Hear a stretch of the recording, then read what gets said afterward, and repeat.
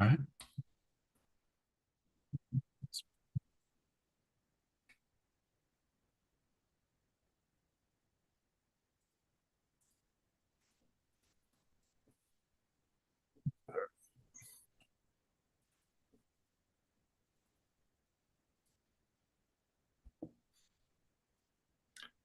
Well, all right. I think we are live now. So, welcome everybody.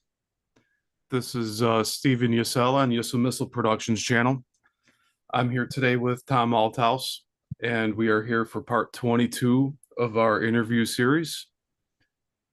And yeah, so yes, we are live. I just got the confirmation on the side here. So yeah, great to have you here, Tom. Today is September 7th, 2024. We are almost at the end of this year, and we still are dealing with these people that are trying to take you down, to stop you from accomplishing your goals. We have a lot of ego that gets in the way of a lot of things. A lot of people let ego get in the way of things.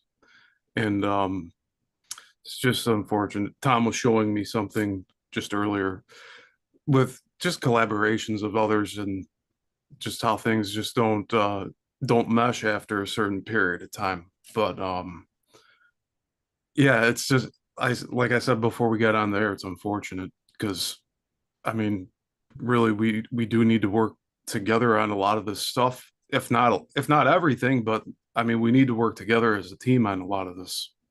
And yeah, just when I see what you show me, Tom, of these people, like they think like they're calling your bluff, so to speak. It I really I sense the bruised ego on their end. So like there's something going on these other people's lives, and they're projecting their problems onto you. Like there's no other reason why they take the time to do this stuff unless they cared about it. So they take something they care from in their life and they throw it on the internet and say, "Ah, oh, time. Well, what's this time guy?" So I don't know. That's Well, where we're at. We're dealing with a lot of ego lately, so we're just trying to mesh through it. And yeah, it's tough. It's ongoing.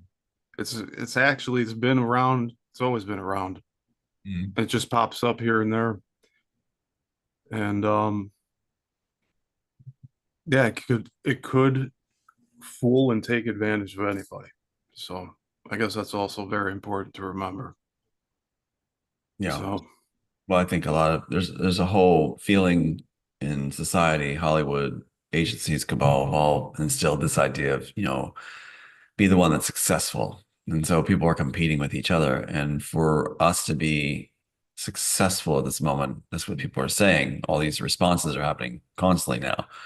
Um, for them to throw in at this point, this individual at this point in such a just weird way is it shows an unbalanced character. It also shows that again that desire to not have anybody better than them or something, and I guess that's the way their thinking is.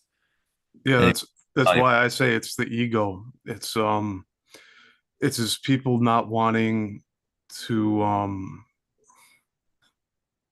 yeah. not wanting to admit flaws in their own humanity, Well, one I of the guess. characteristics that seem to go with it is they like in his profile picture he had the tinfoil hats on, and this other guy that was part of a group that was trashing had the tinfoil hats on, as if it's like some stupid old joke where they think it's clever. It's like it's what Hollywood does. They dig up the same rehash, and it's like putting a tinfoil hat on for your profile picture.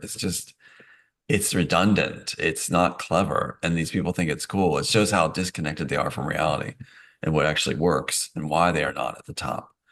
So it's like, if you don't have creative thinking, get out of the kitchen, and if you're going to tag people and slam them when they're successful, at that moment when they're celebrating with others, you don't belong at the party. You just look like an idiot, you know? Yeah. And I mean, that's something that we've both witnessed in different occasions with multiple people. and we couldn't identify it before, but we're starting to be able to identify it now. But the narcissism that's in our culture and how that also takes over individuals' personalities with I mean, just look up what a narcissist is, the definition. Like you'll go down this really nice educational path of understanding I guess societal behavior and established hierarchy and all this BS because we really are we're dealing with people here for the most part and whatever else. I mean, I don't want to get into extra stuff today, but I'm just saying we're dealing with people here that a lot of them are broken, but we're all riding through this. We're all still here. That's the whole thing. We're still here. There's people that we've lost. That I mean, I think about every day, just like Tom does. You know, I've lost people to them taking their own lives. And that's more than one. And I can beat myself up all day about it, but I guess I'm getting off track here. But really, like I said, we're dealing with people, and at the end of the day, when they're attacking Tom or myself or just others in general, if you just see online attacks just going at people, it's usually coming from the other end. So like I said, they're projecting all of this stuff on onto Tom with saying, like, hey, what's going on here with this and this and this? Like this person that came after Tom was like not even asking for specifics, right? Like it was just general, like writing you off, so to speak, right? Well, there a lot of people being tagged right now. A lot of people are being trashed right now in this group and movement. So it's like it's a last ditch effort. I don't feel sorry for the people that do it because this is their choice. And when they make that dumb choice, when we're celebrating with top people and it's like they come in like that, it's so it's like they're man babies. And it's like, they need to just go back and suck their binky. It's like they're really not worth my time. So we're celebrating and you just show them the door and on you go. So whether Yeah. I really don't care what they feel. They've done the most dumbest thing possible. And that means they need to go get some therapy. But anyway, yeah, let's go on. Yeah. So I mean, I guess the to change topic briefly here. It's still I'm still getting chemtrail sprays in this area of Cook County, Illinois. Like I live in Niles over here.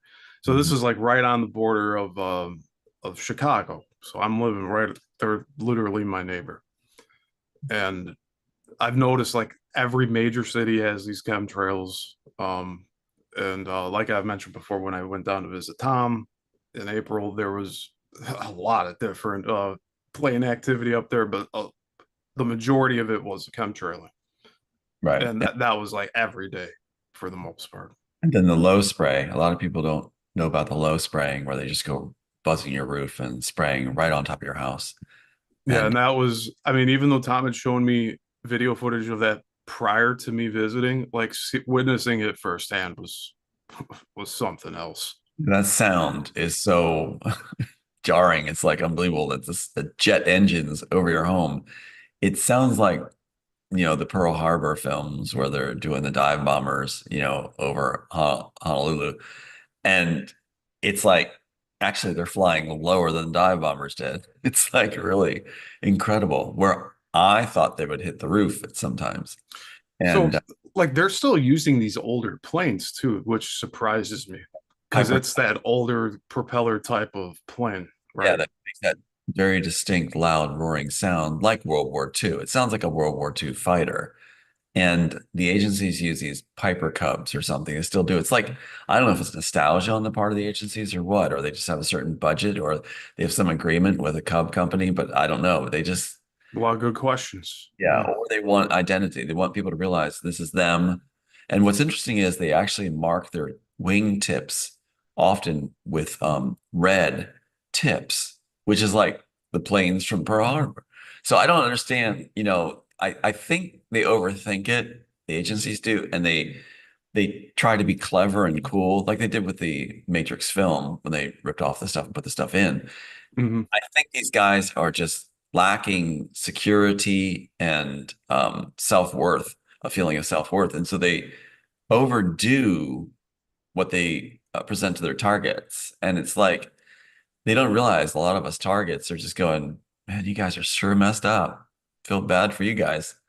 So, but we actually have insiders that are helping us now and relaying what goes on in there. And also those that are still operating as their job are sending messages through the phone. And so it's like really interesting that, they know we're listening in, or that we know they know that we know they're listening in. So we have conversations with them and they start responding. So it's really fun because it's going to be an amazing film later, which Hollywood says the real life film is going to be better than Matrix. Yeah, this is going to be really cool when people see exactly, what's been going on, where we're smart enough to figure it out. So we start conversing with those that their job is to listen in on our devices. And then they start responding on our devices. It's just, wow.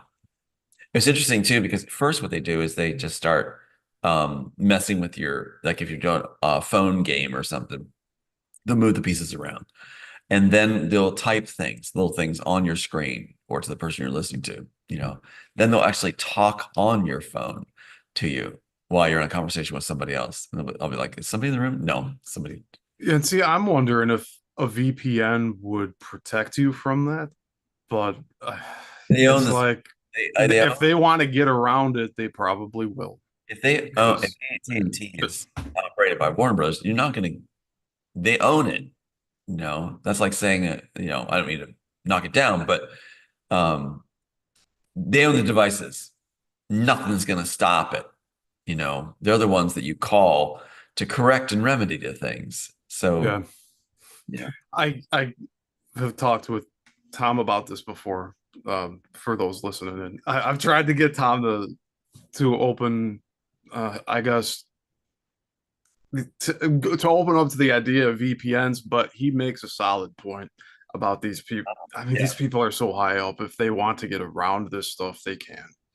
Don't get it wrong. But Everything. it's not a defeatist type of approach to any of this. It's just kind of like it's a matter of fact type of thing in a way. They can go right on my phone and talk to me on my phone. They can access it while it's off. Like how you can tell for people out there is if you have your phone shut off at night and you pick it up in the morning and it's burning hot, that means it's been accessed. And if your charge doesn't go at all, it runs out right away, then it's been accessed. They tell you this stuff. And so recently my charge has been lasting 2 days, which shows that they pulled back for the first time in a long time. And see, that's what's interesting is those on the inside that are monitoring and stuff like that, when you're successful in your endeavors and everything breaks in the clear, as is happening now, they back off. And that's when the ones that are the minions, we call them, the fail guys, the D players, they hit the hardest because they're afraid of losing their positions and their power. They love having power over others. So they're the ones that hit harder when you're successful, which is absolutely idiotic. That's why I don't feel sorry for them. It's just plain dumb.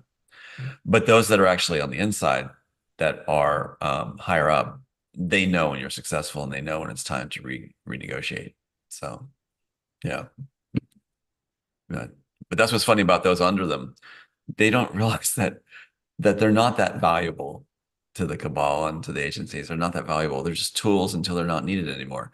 And that's probably why the desperation kicks in for this guy named Patrick. They're kicking the desperation in because they're no longer needed. They failed. And for them, they need a power feed. They need to feel like they still have power over someone. And I think what they do in their mind is they feel like, oh, we're going to look less because we've publicly put this person down or that person down or that person down. Some people make a career out of putting all kinds of people down. And it's like suddenly it makes them look like they're not as powerful to the public and they can't handle that. It's a self-destruct.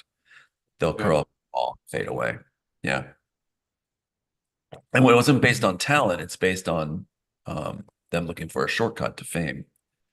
So, anyway, I'm looking forward to the Wachowskis realizing the game's up and they're revealed for who they really are. They had their run like Goebbels during World War II, but it's like, and Goering, but The time's coming up now. It's coming up.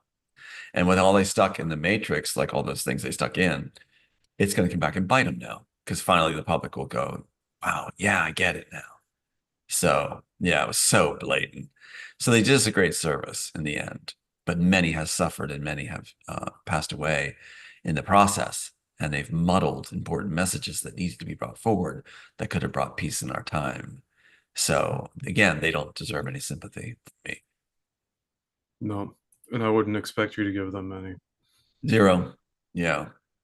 They've made choices, many very bad choices. Do I enjoy watching them fall? No, it's like watching an ant trip on itself and get crushed by a rock. It's not nothing I want to see. Just want them gone, you know, back in their hole, back to their comic books.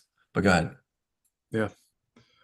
Um, yeah, I'm checking the live feed here right now, just checking if there's anybody commenting. So that's why I'm looking around, clicking on stuff here. Look around. So, but yeah. Anyway, this is an amazing time because it's like suddenly it's busting open. And what Roseanne has done is open the door for others to come. And that's what she was, Oh talking. yeah, And so she's making it happen. That's why these reactions are coming. We'll see more low-level players lose it online with posts and stuff like that. But I think they realize after they do it how ridiculous they look. I think they have that enough brain cells to determine that. Because it's like if you got like 190 and 200 people responding on your site, that's all congratulations and excitement. You're sharing that excitement with him, and this guy comes in and tries to crash that with this just absurd nonsense when it's already been proven. It's like, it really does show that desperation. So, and then you just kind of scoot them out of the party and continue partying. You know, I don't know why some people feel like that's going to get them. Yes, I do. I just got the answer. They're catering to their pandering to their what they believe is their followers. So they think they'll get cheered by people they associate with and put their tinfoil hats on with. That's what it really is they're trying to get their own little group to think, yeah, way to go, buddy. You had your moment. It's like when the rest of us like, what an idiot. yeah. So This channel has like changed its content multiple times because I use this as a landing pad for a lot of my creative content. So when I started off, I was doing music video related like narratives. Then I moved on to doing weddings for a while. yeah, And then I did all of these public comment videos from board meetings, from village board meetings. And then I started doing the interview series with you. So I'm doing a little bit of everything here. right. But like my channel followers, I mean, if you've been here since the beginning, thank you. But That's like very nice. I don't expect everyone to still be here from what, oh 06, because that's 18 years ago. Maybe three people tops. Uh, and they all went to high school with me. So I mean, it's probably more than that because I do have a lot more people that I still talk to from those days. Yeah, well, you certainly have been dedicated and stayed the course, and that's something I always admire in people. And it's like one of the Thank you, comments Tom. that was done on the page celebrating this release coming up Thursday, which really is going to turn the corner, like Roseanne said. Um, was saying that, well, Tom's been on, they were having a discussion on my page. And the one guy was like, it's one host was saying Tom's been on every, but all kinds of platforms, the big and the small. And it was interesting. It hit me a little bit. It was like, yeah, there isn't really a differentiation for me, between a big platform and a small platform. It's really who has the heart to get the word out and try to make a difference. And it's almost like you got groups of people on a field and you're going to go talk to each group of people. You're not going to go just look for the largest one and go talk to them only and ignore the other groups that are out there. You're going to meet all the groups if you actually do have the heart. So that's the vision I get, is the field of different groups on the field. But you're not going to make a judgment on how large the group is. But I No, mean, I understand the comment, and I guess it was compliment in a way, but that, you're open to all different groups. But it's like, that's how we bring humanity together, and you created this, there's like gems in each group. There's people that are just there ready to ignite and make a decision in their lives to head a certain way and to carry through carrying a torch. And it's like, it's great to see that, it's great to see that. When I was teaching Montessori, Shakespeare to a Montessori class, it was eighth graders. And that's a great time to teach Shakespeare because it's like all about layered thinking and feelings, and they're feeling those things going through adolescence. And I had so much feedback from this one class, um, where we had done A Midsummer Dream. And all these people were contacting me, these kids that were growing up, and they said they were on missions to try to make a difference in the world. They were talking to people thinking about suicide, and they told me what they had gone through and struggled at the time of the class. And I was like, wow, all of these went out from that class and are making a difference in the world. It indicates that if you are making a difference and you really show that it's about compassion and empathy, and you do care and invest in these beautiful souls that you're working with, they'll probably go out and do the same thing. I think humanity is not dark like Warner Brothers says. We're made to be great, to care and to help and to lift. Humanity is made to evolve into a endearing, beautiful species that will one day, like I said, can't imagine losing any member and will value all life. That's where we're headed. And Warner Brothers and others know that. So that means they might lose their power if that idea catches on. But at the same time, in the industry, they're saying, show us one good man, prove us wrong. Show us one good man or one good woman that doesn't have a price. And that's what we're doing. We're showing them that. And one of the tests that we go through is how we respond to those that really are desperate to have attention, desperate to be famous. That's a dead end track. And if you are focused on wanting to be famous, your creativity is going to be nil because your mind's on that. You can't create if your mind's on wanting to be famous. You can create if your mind's on, I want to do something to make a difference, and I want to do something as a service to humanity. It's And kind of like a parable of focusing on the end result instead of working on the product. exactly. If you find yourself in your mind going like, running through this awards ceremony before you even written a page, that page isn't going to write itself. It's not going to be good because your mind is going to be firing on that thought train. I think there was some like funny thing inserted in some movie in the 80s with Billy Crystal. I think it was Throw Mama from the Train or something. It opens with him typing on a typewriter and he can't get past that first sentence. It's Mhm. just like the he's like frozen. And it's supposed to be funny and everything, but Well, take this. I don't know. Yeah, this analogy, I can offer this. I was a first responder for a while, on accidents and things like that. It was my job, it was my requirement, and I chose to be because I wanted to help. And there's so many moving moments. But the thing is, when you are responding to an emergency, say, in my mind as a writer, the needs of humanity to come get rid of this stupid success train thought process where we turn on each other, or it's all about power. It's not, it's about compassion.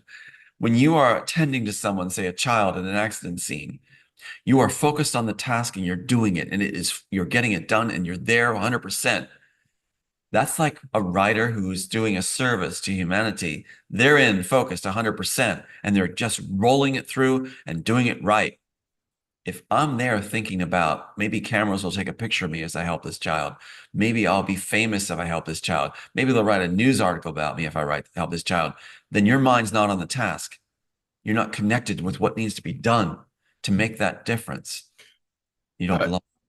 I want to make a distinction here that there are writers like Tom who are focused on the power of the message of the story and the weight of the characters and everything that entails with the story structure and all of that. You have that on one hand, and on the other hand, you have the rest of Hollywood, the majority of Hollywood, who are literally just saying things like the hospital scene.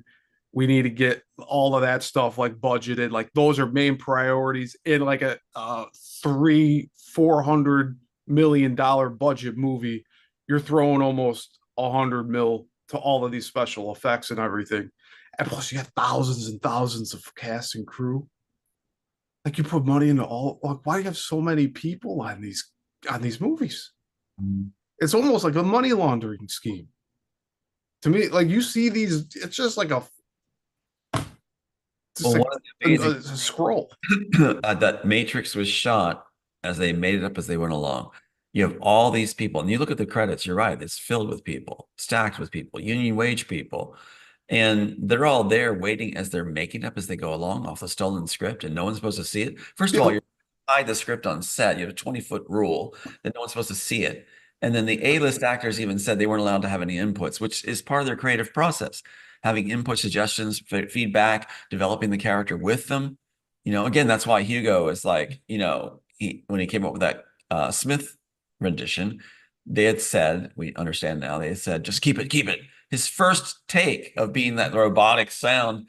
And it's like, which he read from the script, robot-like agents, and he wasn't allowed to develop it. He wasn't allowed to develop it. He was like, keep that, because they were in the process of stealing it. It took their mind off of the task. And they were actually so distracted on set, the Wachowskis, that you see clips from the movie filming. And it's amazing. The guy Fishburne gets hurt during one of the fight scenes when he's in the suspended sling thing, and he hurts a rib or something. And they call the director, and Larry comes up. What a goon. He comes running up going, what? What? He wasn't even paying attention to the shot. And they told me from like insider from the story department said that, he hated the movie. He hated the screenplay. Didn't want it, he's just a ladder for his, the ladder for him to be successful. And so he didn't pay attention on set. Didn't even care. All he did was, like you said, all he did was like when he talked to Will Smith, he's like, we're gonna have real cool cameras, 360 around you shooting, and it'll be stop action. It's gonna be so cool. It's like, what about the script? Never shows him a script. So right now, and that, of course, there's a whole thing about Will Smith where he's supposed to cover that now. He's supposed to cover that. He's supposed to say, they're telling him he has to say, I really wish I'd done it now. It's like, no, he doesn't. Not really. Because like he knew the guys were goons. It's common knowledge that Larry and Andy were ripping it off. They all knew it. And that's part of that. If you look at them and watch them on screen, or even currently in interviews, watch the eyes and what's going on inside them. And here's what's going on too. They are aware that everyone around them knows the work's stolen, not theirs. It is driving them crazy. When Andy's asked, you must be happy now. No, not really. Yeah. Why is he showing up to be part of the Matrix 4? Because he knows everybody out there knows on set and in the studios that he didn't do it, that he didn't create it. That's why he doesn't want to show up. See? And that's what it's all going to make sense later. And God bless Roseanne for what she's doing for us all too. It's like, it's all going to be coming together. Finally, people have the ability or license to believe and accept the evidence, which is so blatant, where others don't have evidence. We've got piling over evidence where the other side even says there's too much evidence. It's like, what? But that's what's going on, is that when you see what's really going on with Andy and Larry, they're like, why does Andy not want to be on the set or a part of 4? Because everybody around him knows he didn't do it. Imagine how uncomfortable you feel when everybody looking at you, even the coffee girl, knows you didn't create this. You're just a ripoff artist, and you've been arrogant. They don't even like them. That's why he doesn't want to show up, because they know he didn't do it. So, and he's not liked. It's so funny. It's all caving in on them. And Joel Silver too. He knows. He knows that he's not so popular now, saying that, this is franchise. It's like, he's not so popular because it's all ripped off work. And people are starting to say, let's see the original. Let's see they're giving name credit to their buddies. It's all falling apart. And that's why, again, Roseanne was saying too, this will make it. And she's right. I believe she's right. Yeah, I would like to mention something. I want to say I didn't expect the response I got that I'm getting, and that's why that guy threw in with that nonsense, because it's just almost overwhelming. The response is overwhelming. I did not expect that. And I told Aiden, same thing. We didn't count on this. We didn't expect that. We're so Yeah. used to it. Anyway, go ahead. Sorry. Oh, that's okay.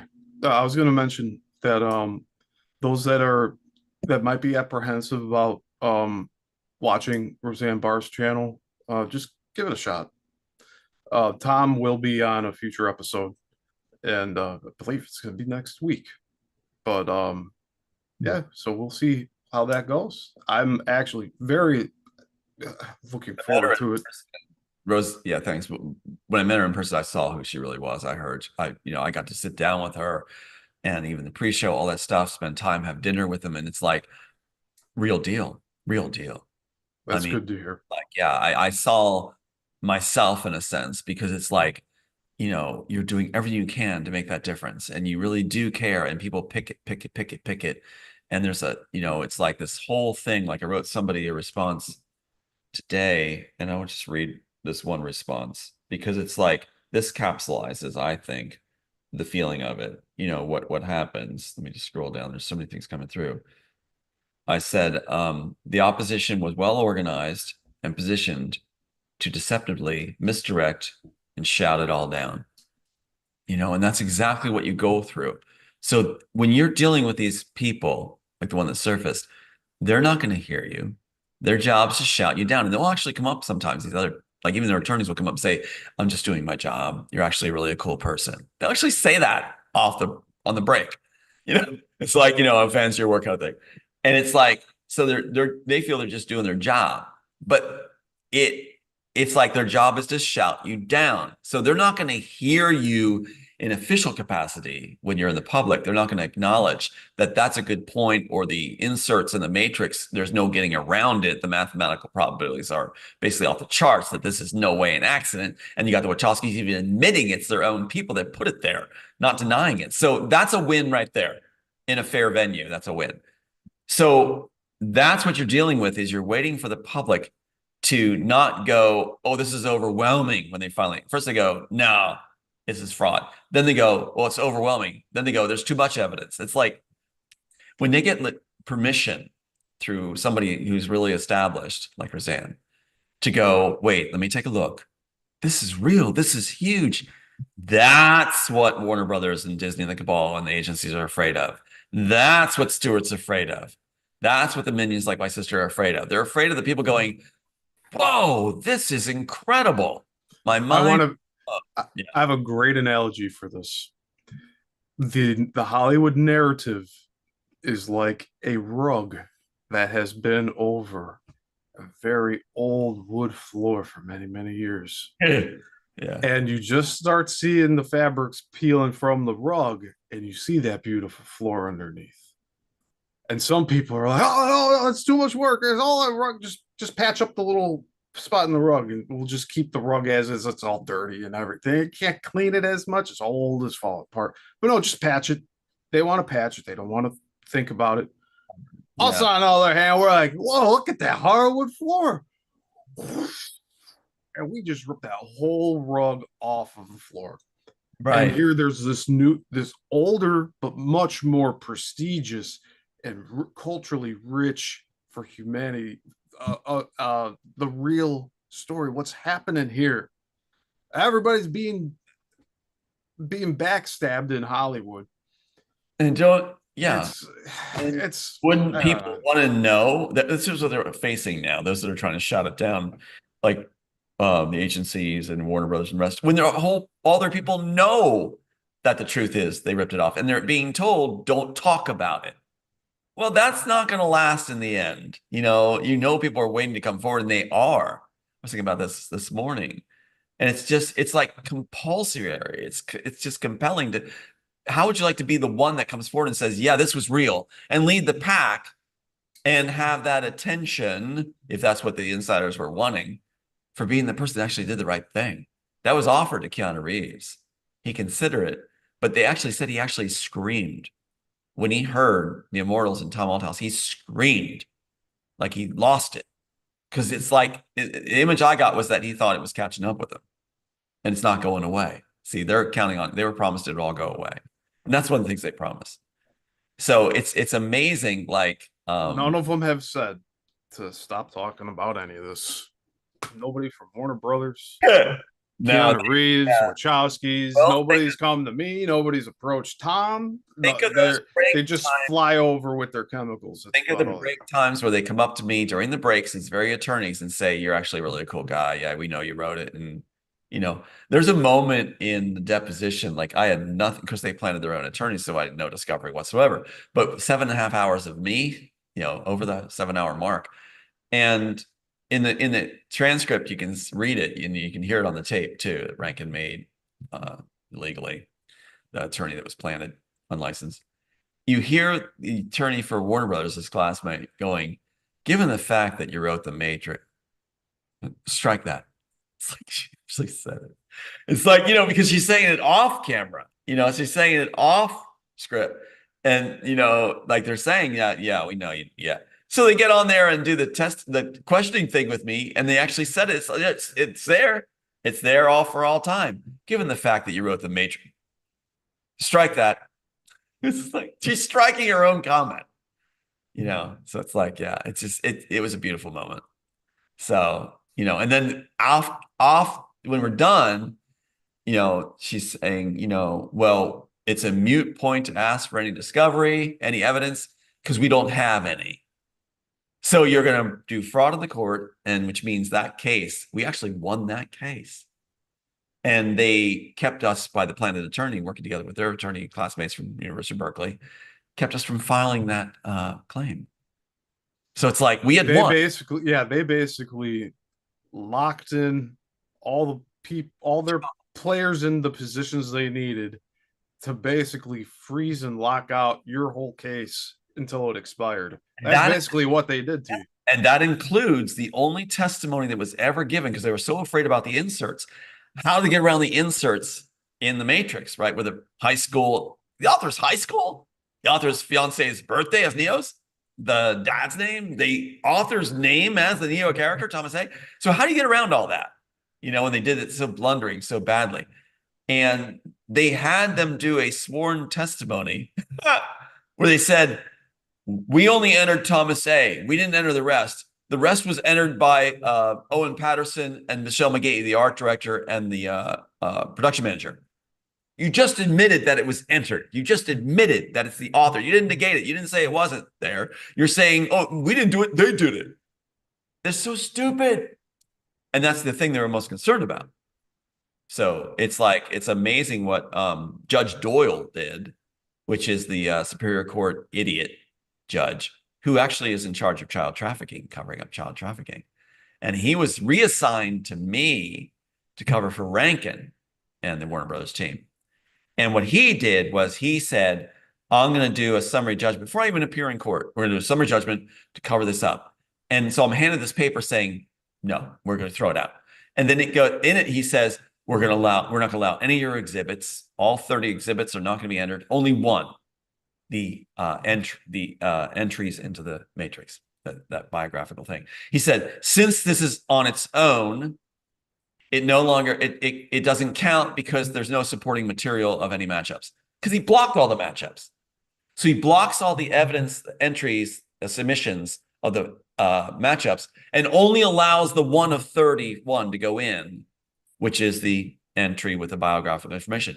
This is so key and so important because that's their argument then to say, well, if there's no matchups, this doesn't mean anything anymore. That's what they want to tie up, what Wachowski stuck in, to clean it up, to have audiences not look at it. But they're blocking all the proof that shows that, yes, this means a lot. You can't do that. And so that's what's so beautiful in our time right now is that we're going to examine those matchups. We're going to examine the personal information going in, and people will have the license to now receive it. And they're going to see that this is absolutely impossible to deny, that when you put in the author's high school birthday and all that stuff, and the first graphic you shot saying that every cell that goes into it is between Larry and Andy only, no one else has inputted it, then you blame your art director and Owen Patterson, the production manager, for putting it there when they're the high school and listed as Neo's mom, Michelle McGahee, the art director, that they're in that graphic with them, with the material. You can't get around it. There's no way to get around it. Warner Brothers attorneys know there's no way to get around it. So they've been whining about possible jail time. And they actually appealed to me to have a heart for them, to understand they're just doing their job. They actually did that. They actually did that. They know that people are going to catch on and when it's going to be a firestorm when they do. And God bless Roseanne for helping to bring it forward. Yeah, we're making it come forward. Now people can believe it and understand it. There's no way to get around the mess Larry and Eddie made. And turning him into transgender is not going to, you could get them to, put a leash on them, but they already took a dump on the sidewalk there, and it's steaming and it's glaring. There's no getting around it. The mess is right there to see. You're not going to get it up, not going to clean it up. Yeah, and people are also starting to, I mean, with the more exposure that you do with going on all of these shows, you're getting the word out there to new viewers on the daily too, which is really incredible, Tom. Like And you're the more, constantly getting people tuned into what's actually happening in the yeah, just world. a news stream. They were amazing too, amazing bunch of guys too, And it's like all the work you've done. And it's like what I'm seeing is I'm seeing less reactions from the naysayers, like the shills. I'm seeing individuals coming up now, like kamikazes, with just the most absurd content you could possibly put, right? And so it's almost like that last desperate attempt when the Marines were going for Okinawa, and it's like they sent kamikazes out, it's not going to stop it, you know, and but that's it. Individuals doing absolute absurd moves where they're going to look like doofuses trying to shout down the proof when it's already successful. We're already celebrating, you know? It's like you missed the boat, guys. But that's what happens. It becomes more sporadic, more idiots individually coming forward. So it's like, instead of a mass wave, which was before, when it was popular to hit. So right now it's not popular to hit. Nope. Well, So look at the theaters, for instance. The studios put out a couple films that people were wanting, and it's broken over $1 billion in box office for I think both of them. There was that Deadpool Wolverine movie, mhm. which that was with a different studio at one point. That wasn't even with Disney. Yeah, and I So heard Deadpool was pretty good. So it's like that's the what I've heard too. the rip-off content people are they're like we said from the beginning of this conversation, they're not going to create great work.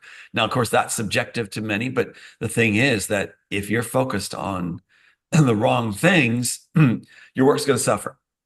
And Now I don't think I'll anybody would mention argue this that. about Deadpool. I don't think Go ahead. anybody would argue that the Matrix is disconnected, that it doesn't tie together. If you're lifting all the images out that you think are cool, the Wachowski solution they gave the suits, then it's not going to tie together. And in fact, that's what Joel Silver says at the end, the shooting on the set. We hope it ties together when we watch the rushes. It's like, so the Wachowskis just, it's not going to work if you rip a story apart. You can't take Shakespeare and rip it apart and hope it ties together. It will not tie together in the end. You rip the story of spine apart.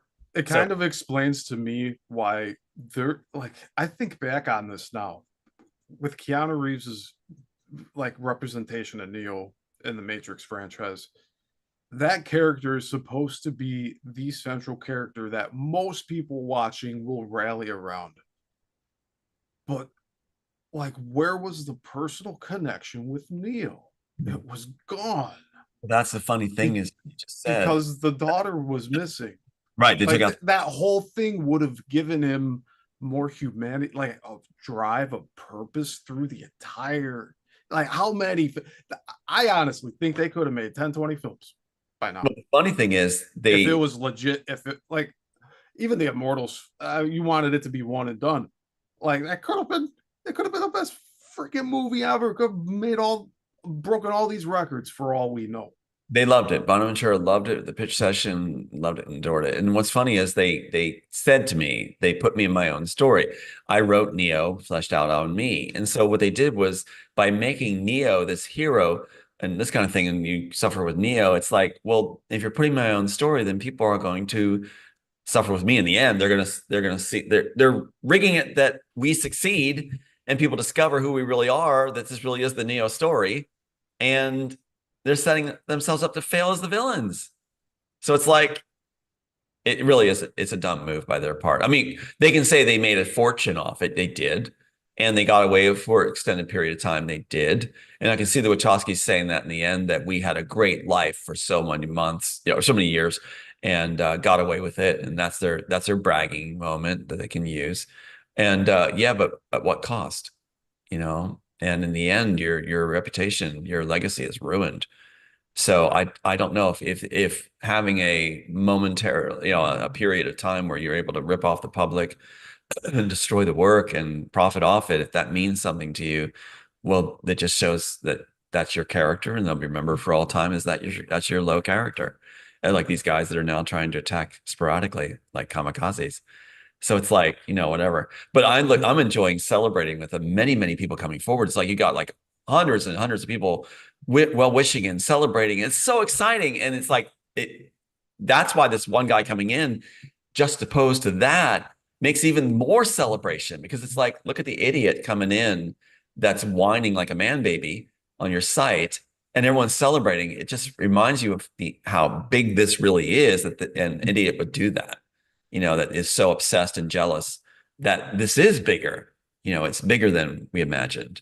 And they help amplify it. Sometimes the negative helps amplify the positive. So in that case, I'm Yeah. looking at all the people celebrating. And in that sense, Patrick White did a service, by being an idiot and wearing his diapers on screen. So whatever. Or his tinfoil hat, at least, with his buddies. So would want to be in his crowd. But I'm excited about the hundreds and hundreds that are coming forward celebrating together. This brings humanity together. And it also gets rid of the dross.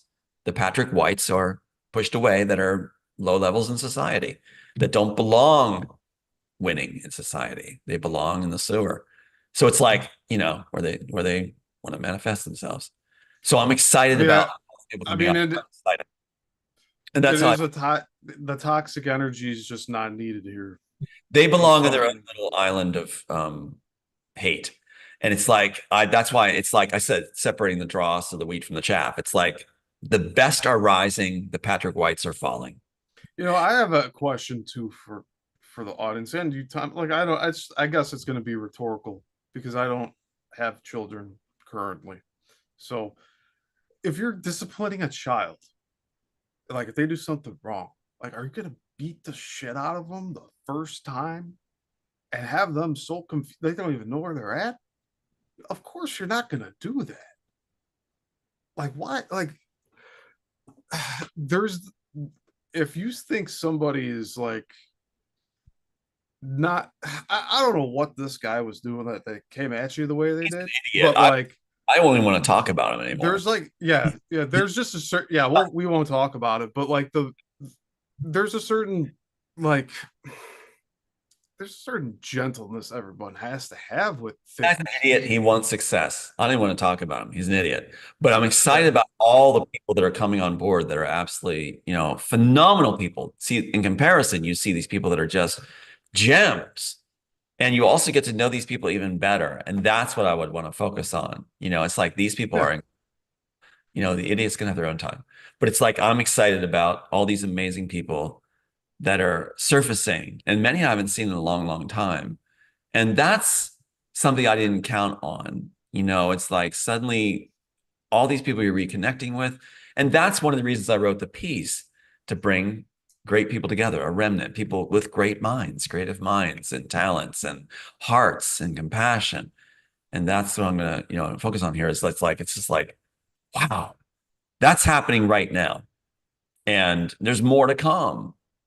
And yeah, it's like it's sort of a slice of heaven to experience that's, just a regathering of the best of the best. And that's what I told Roseanne and others too. I said, I'm focusing on the best. And it's like, sure, the kamikazes are going to try to hit, but, it's just like crush and burn into the sea gone. So we continue to celebrate, and we're yeah. I rolling it. guess I would also like to elaborate here, that I don't want anybody to mistake my gentleness for weakness, because even though we live in a world where we need to project strength, that's where all this toxicity starts to bubble up from, is like what, and the ego comes up with this too. People want to be right all the time, and we need to, like I need to keep myself in check often. Like if I'm wrong, I need to be able to admit that I'm wrong. And Mhm. when I do that, it actually alleviates a lot of situations, especially when I know I'm in the wrong. If I'm in the wrong and I'm trying to say I'm right, that's just gonna go down a bad road for me and everyone else. The people that I'm trying to convince that I'm, if I'm lying to them, they're not gonna want to talk to me anymore. Like it's just simple things like that. Well, that's one of the things at the top here. I'm working with these amazing people, like all of us working with these amazing people, and they're all coming forward now too for us all, is that we don't do the strike one, strike two, strike three thing. We do it like if you don't have professional courtesy and you don't know how to handle yourself at a high level, then strike one, you're out. We don't have time. And it's Yes. like, that's cool. That's so cool because work gets done so well. Because we're just like, if you do like this guy, you're It's out. also it's a repeatable offense too. Like they We're not going to stick around to see we're it. not the first people that they've done this to, Well, we is we what will I'm not saying. stick around to see it repeated. It's just like, so you have this wonderful teaming of people that get work done, and there's this expected professional courtesy, and that is exhibited, and it's wonderful. It's like a well-oiled machine. It's just beautiful to see what happens and what product comes out of that.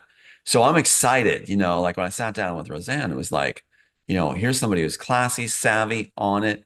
And there's an understanding. It's unspoken even. There's an understanding that you conduct yourself in a certain way for the best way possible to get the best work done. I Yes. love that environment. I love those people. And And so I it's think like, that goes along with the surrendering of the ego, yeah, because absolutely. then that helps us transcend spiritually and get greater things If you're going to accomplished. prepare yourself for that circle, then you do exactly that. You surrender, get rid of that ego. Because what you need to do is just be like we talked about, like attending on the accident scene with a child, and you're the first responder. You're going to focus in. That's why I can't even remember the questions that Roseanne asked me during that particular interview because I was trying to focus in to every question. Yeah, you were locked in. You were in the zone, Tom. That's what that's called. Yeah, you were in the zone. So that, yeah, so my mind's not going to retain what the questions were. I'm on to the next one, on to the next one, and 100% attention, focused in to like I'm saving a child. So, and that's what's so wild about that kind of thing is a lot of people don't retain, like in your emergency response situation, you don't retain all the events. You have that what ifs after situation where, as a first responder, we actually will cry after the event is well over because Yeah. then feelings come in. Yeah, After, because we operate real like really well under stress, but then like we deal with like the emotional tail end of it after the fact. I've noticed that with myself too. it happens afterwards. It happens after. Like okay, I'm getting excited about this talk, but just this phenomenon is what I'm excited about, I guess. Like I was able to deal with loss of a friend, Mhm. just natural causes. He was a little older, but I didn't really grieve until like 2 3 weeks later, Sure. where I was just like sitting where I would normally be like, hey, I wonder what so and so is doing. I was like, oh, I can't reach out like that anymore because they're gone. And then that's when that hit me. So it's like similar. I guess that's where I see a similarity in, Yeah. where I it's mean, like my I'm son, able to function in the moment of things, but then like later on, it's just like, oh, yeah, I've not been able to grieve over my sons yet because they use that as a tactic. They come at me all the time, and Judge and Sophia Stewart and the rest do that. They'll always attack the sons to get a reaction. They know that that's what a grieving father or a father is trying to grieve is going to go through. They're going to attack, mock, all kinds of things. Sister does it too. But the thing is that when this is completed and successful, I'll be able to grieve finally, and that's going to take some time. It's going to be a period. But in the meantime, I'm lifting the image of them with me, and that keeps me going. So that's how I deal with that need to grieve is I picture them with me, and then I'm doing this for their memory. And so that's how I'm getting through all this. I hope that helps others going through situations like this. But, if that helps a little bit of advice or thoughts. But as far as grieving for them, there's no chance yet. I'm in the middle of a war. And I would love to be able to grieve for them. So when this is all successful and the celebrations are going on and we've made it, like Roseanne's pushing for us to do, and it's so sweet what she's doing, so sweet. And she's all these people know now at the highest level. Then finally I'll be able to grieve. And I may have to disappear from public for a while. It's going to be hard. You So know, yeah, I think this is an appropriate quote, being given the history of this too. It's a quote from Predator. Jesse Ventura was a former Marine, I believe, or Navy SEAL. I think he was a Navy SEAL. Hmm. But he was acting in Predator. There were some ad-libbed lines that he stuck in there, and one of them was, "I ain't got time to bleed." Meaning he's in the middle of this war. He ain't got time to bleed. He has a war to fight. Mhm. So Yeah, that's basically that as that's well. why I feel where it's at right Yep. now. Like we know the stuff we're going through is tough and traumatized, and it's stuff that like we're all dealing with individually too, and we're not comparing uh anything here with that, like severity and whatnot. Well, how do I deal with the triggering? Like when Sophia Stewart's coming mocking me for the death of my son, saying it's my fault, cult and all this stuff. She throws it all the time when she contacts me. It's main go-to thing she does is go after my the memory of my sons. And so that's why picturing them with me and lifting their memory is the shield from what she's doing, you know. And the Mm-hmm. tactic doesn't work for her. She's must have been like, why is this working? Why is this working? There are times I will yell back, because that's the worst thing you can possibly say to a father who's lost two sons. It's unthinkable. It's unthinkable. That's what they're doing right now is they're trying to appear and do that because they know that's the best chance to get a trigger and that's the goal. And that's their job, you know. And I really think they're under the impression they have all of this money, that if they spend enough of it, they can get the results they want. They've been And trying when that doesn't happen with them, they're like, "But I have all the money needed to get done what I need. Why to doesn't this guy just like agree?" So like that's where it comes down to the individual choices on things.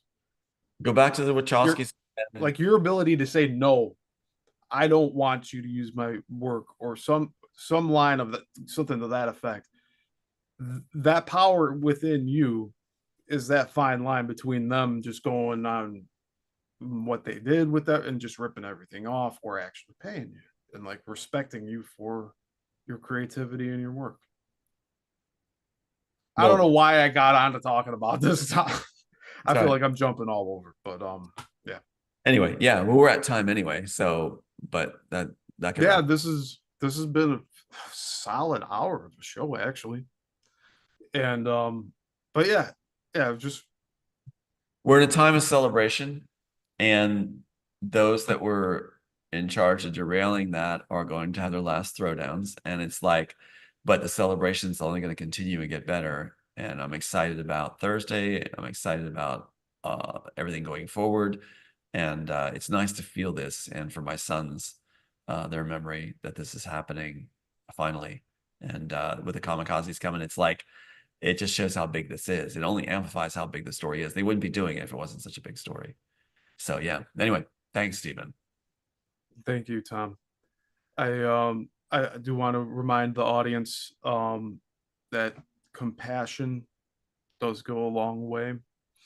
Do not let your emotions cloud your judgment if you have important decisions to make.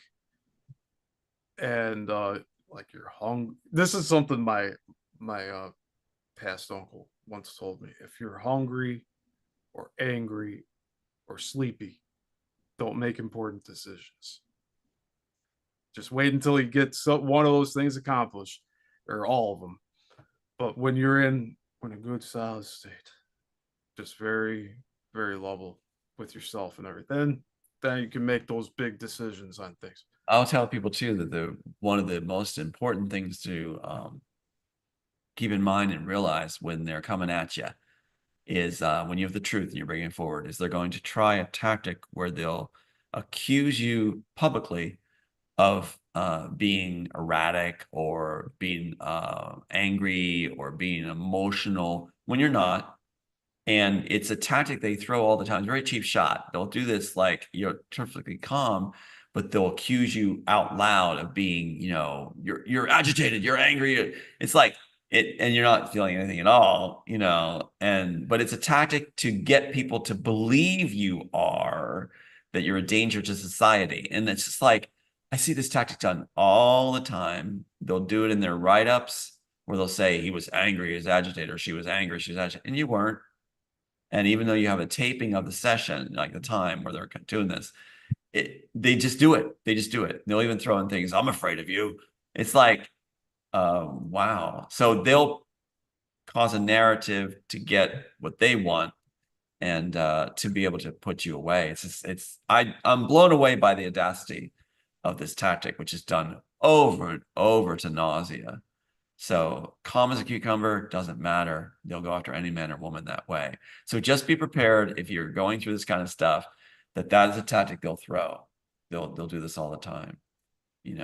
Like one of the things they'll do is they'll have a guy in a truck pull up in front of your own home and start yelling throughout the neighborhood. They'll just yell, "Who are you?"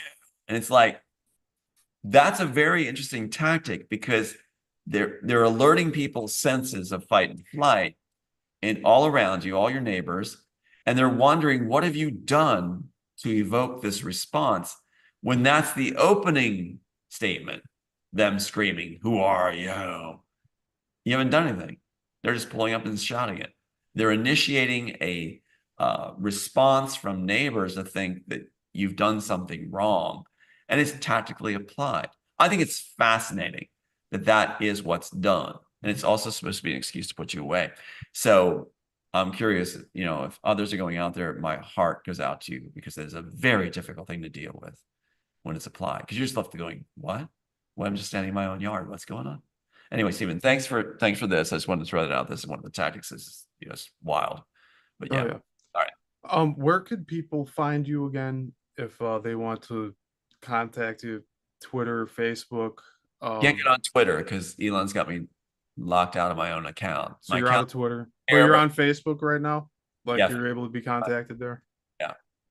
There's some Awesome. funny things happen on Facebook though too, where um, people will try to call in and it won't allow me to accept the call, or I'll push call and it won't allow me to make it through, or like I'll try to make a comment to somebody and it won't allow it to go, it just spins, or somebody tries to contact me, or their account's deleted as if I struck them as a friend and I didn't strike them as a friend. That's happening right now. So there's a lot with Facebook where it's a controlled situation but it's a door I can peep through to talk to people. So yeah. Anyway, okay. Awesome. Yeah, and I haven't worked out the kinks yet with all of the call-in line thing, but it's still on my mind. I do want to do that with All right. these interviews. So Month then. That sounds good. yeah. All right. So yeah, I guess we'll wrap it up here for today. And thank you, Tom, again for being here. You are always welcome here. Thank you. And I do enjoy every one of these conversations we have because I never want them to end. I can talk here for hours with you, Tom, and Stunning. it's always refreshing, and I am always looking forward to speaking with you. It'll be primary sources in the future because I know I keep being told by high level people that in the future people will be looking back and researching all this when they know exactly how big this was and what the story was all about and it was true. And they'll be studying how it was blocked for such a long time and how it finally broke through. And you're certainly a big part of that breakthrough. So thanks, Stephen. That's my pleasure, Tom. All right. All right, yeah. Until the next one, class dismissed, and I'll see you all on the other side.